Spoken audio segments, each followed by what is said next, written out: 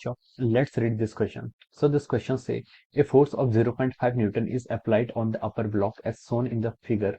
The work done in joules by upper block on lower block for a displacement of 3 metre is okay. तो चलिए बच्चों, अब हम इस क्वेश्चन को स्टार्ट करते हैं। तो देखिए बच्चों, इस क्वेश्चन का की कॉन्सेप्ट आप क्या लिख सकते हैं? The key concept of this question, इस क्वेश्चन का की कॉन्सेप्ट आप लिख सकते हैं। यहाँ पर आपको क्या फाइंड आउट करना है?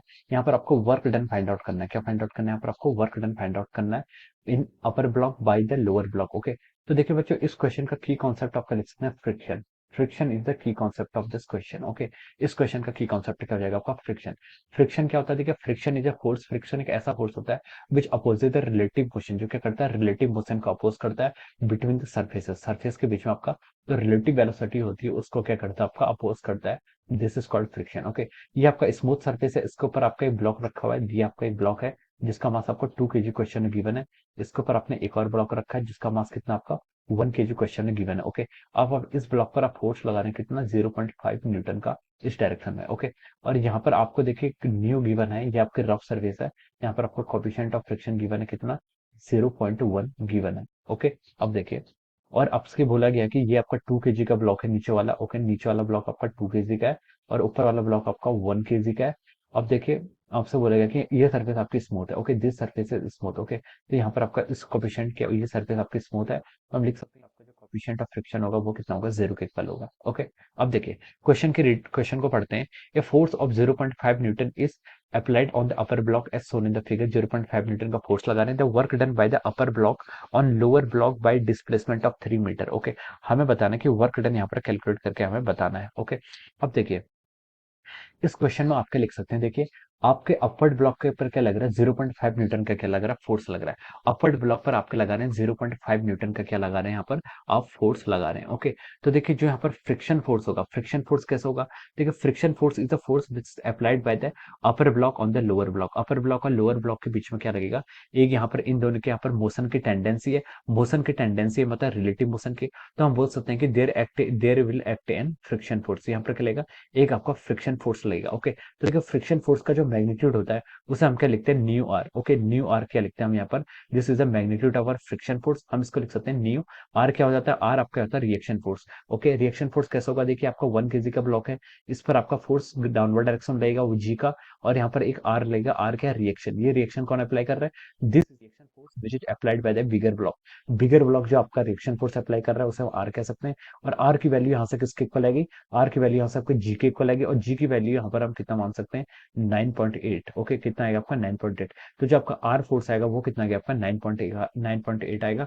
तो हम इसको कितना लिख लिया हमने यहाँ से? 9.8। ओके, तो ये आपका जगह न्यू की वैल्यू देखिए क्वेश्चन में आपको गिवन है।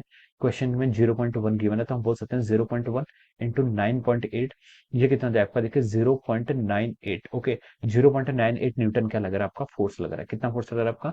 0.98 न्यूटन का फोर्स लग रहा है आपका, फ्रिक्शनल फोर्स लग रहा है। ओके, तो देखिए बच्चों, फ्रिक्शन फोर्स इसमें 0.98 न्यूटन का लग रहा है, और आप जो फोर्स यहाँ पर एक्ट करा रहे हैं वो कितना लगा रहा है? जो अब एक्सटर्नल फोर्स है आपका, external force. Okay, external force को यहाँ पर मैं एफ एक्सटर्नल बोल रहा हूँ। ये कितना लग रहा था आपका? 0.5 न्यूटन लग रहा था। कितना? 0.5 न्यूटन। ओके, अब देखिए, यहाँ पर हम देख सकते हैं कि आपका फ्रिक्शन फोर्स तो ज्यादा है, यानी कि यहाँ पर आपका जो फ्रिक्शन फोर्स है, the magnitude of the friction force is greater than the F external. External force से ज्यादा तो आपका फ्रिक्शन फोर्स है। फ्रिक्शन फोर्स ज्यादा है, इसका मतलब जो आपका ब्लॉक है 1 केजी का ब्लॉक, वो क्या करेगा? 2 केजी के ब्लॉक के ऊपर क्या करेगा? मोशन नहीं करेगा। यानी कि there is no tendency of motion between 1 KG and 2 KG block के बीच में आपकी मोशन की कोई टेंडेंसी नहीं है। यहाँ पर आपका कौन सा फ्रिक्शन लगेगा?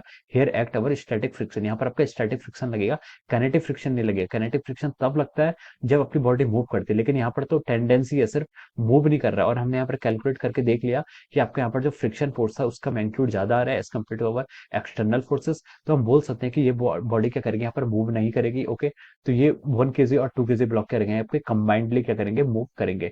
1 KG block and 2 KG block will move combinedly. Okay, तो देखिए, अब हम यहाँ पर इनका कंबाइंड एक्सेलरेशन क्या करते हैं? फाइंड आउट करते हैं। ओके, तो कंबाइंड एक्सेलरेशन क्या लिख सकते हैं? देखिए, जो आप फोर्स अप्लाई करेंगे वो फोर्स आपके कैपिटल एम, यानी कि 1 केजी, सॉरी 2 केजी, और ये आप यहाँ पर ऐसे लिख सकते हैं। ओके, तो यहाँ से आप एक्सेलरेशन को फाइंड आउट करेंगे, तो एक्सेलरेशन किसके इक्वल होगा? Acceleration is equal to our force plus of our mass. ये आपका देखिए एक्सेलरेशन हो जाएगा।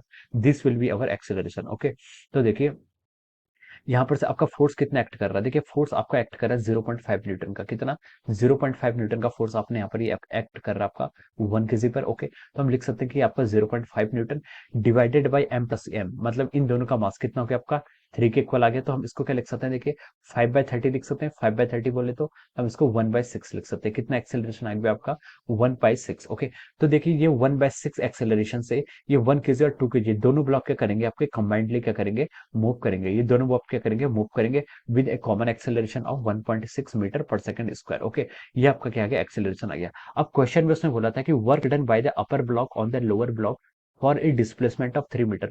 3 मीटर के डिस्प्लेसमेंट में इसने आपका कितना वर्क डन कराया होगा। ओके, हमें यहाँ पर देखिए ये कैलकुलेट करना। ओके, तो देखिए बच्चों, अब आप यहाँ से क्या लिख सकते हैं, अब आप यहाँ से लिख सकते हैं कि अपर ब्लॉक, जो आपका अपर ब्लॉक है वो आपका लोअर ब्लॉक पर क्या लगा रहा है, फोर्स लगा रहा है। कौन सा फोर्स लगा रहा है, force applied by the upper block on the lower block कितना होगा आपका, इस फोर्स को आप एफ डैश लिख लीजिए। ओके, ये आपका देखिए क्वेश्चन में क्या पूछा, work done by the upper block on the lower block. Upper block आपका लोअर ब्लॉक पर कितना वर्क कर सकता है। ओके, तो देखिए अपर ब्लॉक आपका लोअर ब्लॉक पर कितना आपका, अपर ब्लॉक आपका लोअर ब्लॉक पर आपका कितना फोर्स लगा रहा है, m इंटू ए हम यहाँ पर से ऐसे इसको लिख सकते हैं। ओके, देखिए m कितना आपका 2 kg, ये कैपिटल m है। ओके ओके, आपका कैपिटल मतलब मास ऑफ द आपका जो नीचे वाला ब्लॉक है उसका मास है, ये कितना रहेगा 2 इंटू एक्सेलरेशन। 2 इंटू एक्सेलरेशन हम लिख सकते हैं, एक्सेलरेशन हमने फाइंड आउट कर लिया कितना 1/6, तो हम इसको ऐसे लिख सकते हैं यहाँ पर से 2 into 1/6, it is coming out to be 1/3 newton. ये कितना आ गया आपका, देखिए 1/3 न्यूटन आ गया। This is the force applied by the upper block on the lower block.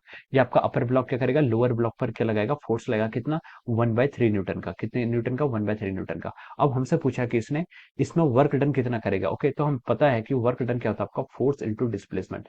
Force into displacement क्या होता है आपका, वर्क डन के इक्वल होता है। देखिए यहाँ पर हम क्या लिख सकते हैं, देखिए यहाँ पर एंगल कितना होगा, 0 डिग्री का एंगल होगा, तो हम इसको एफ इंटू एस लिख सकते हैं, cos 0 से 1 हो जाएगा। फोर्स कितना आपका 1/3 का है, डिस्प्लेसमेंट कितना किया उसने 3 मीटर का उसने डिस्प्लेसमेंट किया। तो हम लिख सकते हैं आपका वर्क डन किसके इक्वल आ जाएगा, वर्क डन 1/3 इंटू 3 कितना होगा 1, और एसआई यूनिट में 1 जूल के ये इक्वल हो जाएगा। Okay, so this is the work done, ये क्या आ गया आपका, this is the work done, ये क्या आ गया आपका, work done by the upper block on the lower block कितना आ गया आपका 1 जूल के इक्वल आ गया। And this will be the answer of this question, ये क्या हो जाएगा, इस क्वेश्चन का आपका फाइनल आंसर हो जाएगा। Okay, so this is how we can solve this question. Okay, so I hope you all understood this concept. All the best and thank you so much.